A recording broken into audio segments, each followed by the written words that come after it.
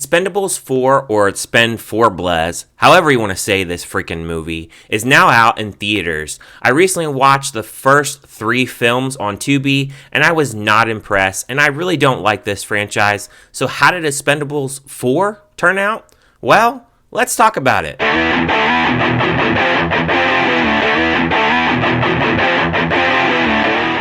Armed with every weapon they can get their hands on, the Expendables are the world's last line of defense and the team that gets called when all other options are off the table. The film stars Jason Statham, 50 Cent, Megan Fox, Dolph Lundgren, Tony Jaa, Andy García, and Sylvester Stallone, and was directed by Waugh, and he's done films like Need for Speed and Active Valor. So going into Expend4bles, I honestly had very low expectations for this film. Recently I watched all the films on Tubi, and I was not very impressed. The first one was pretty boring. The second one was a little bit better, and the third one was just god-awful. And there was definitely some really bad green screen in that film.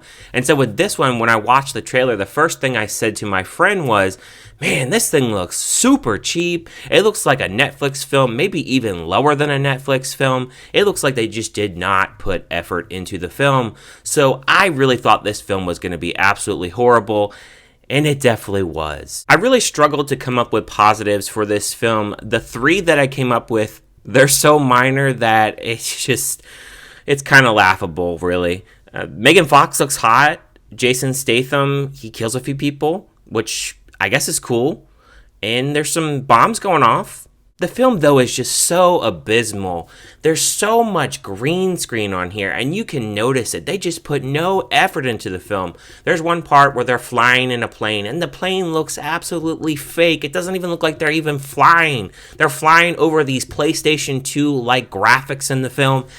Oh my gosh, there's bombs going off. It doesn't even look real. It honestly looks like they're just not even flying the freaking plane. There's another scene where they're on a boat, and they don't even look like they're even in water. They're just sitting there, and you can definitely see the green screen in the background. It's absolutely horrible. There's another part where Sylvester Stallone goes to visit Jason Statham, and you can obviously tell that they're on a set because it's green screen in the neighborhood. They put no effort. The film starts out in a foreign country, which every single one of these films always do, with some explosions, which try to get you hooked into the movie. And this time they're in Libya, and the villain wants to steal these nuclear warheads to start World War III. I'm sure you've heard that plot many of times.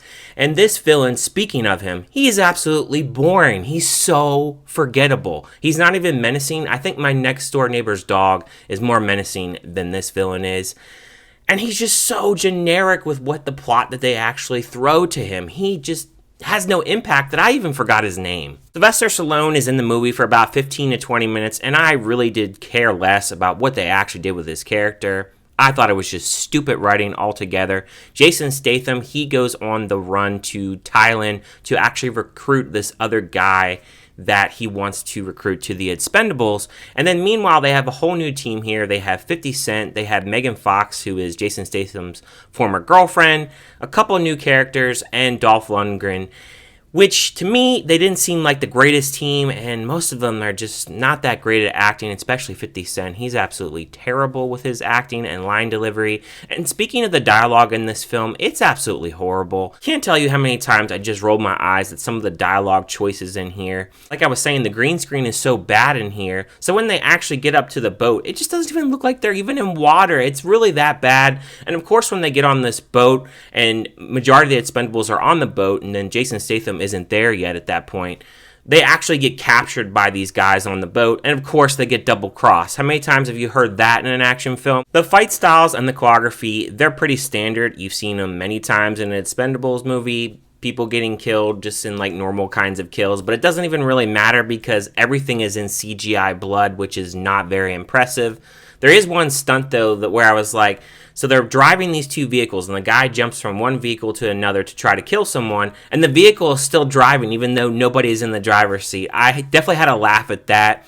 There's some other scenes in here with just some fight choreography where I was just laughing. 70% of this movie, it's on this boat, and it's just not that interesting to me. There's one scene where they literally show one of the characters just pissing. Really?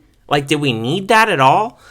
some of the choices in here. There's 3 writers that actually wrote this film, and I don't know why you need 3 writers for this film. It's not like it really has much of a plot. These guys just go onto the ship, and they're looking for this horrible villain that nobody gives a damn about. It's very predictable as well. You know exactly what is going to happen. I would say if Jason Statham doesn't have some of the kills that he has, I think I would even be more bored than I was, because the plot overall for this, it's just not very exciting.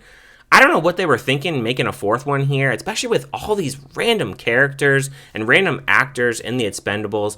I just don't feel like Megan Fox and 50 Cent, those kinds of characters, I just don't think they're really Expendables material. And I feel like this franchise, they just throw any old person into a role and don't really think about would they actually fit that role. They also put some sexual different innuendos in this film, which is not normally of its character. For instance, when they go into a bar, they have these 2 strippers that are dancing, which looks like it's at a bar that's like a kind of neighborhood kind of bar. It doesn't even look like it would be a place where you would strip. They're in their bra and undies, of course.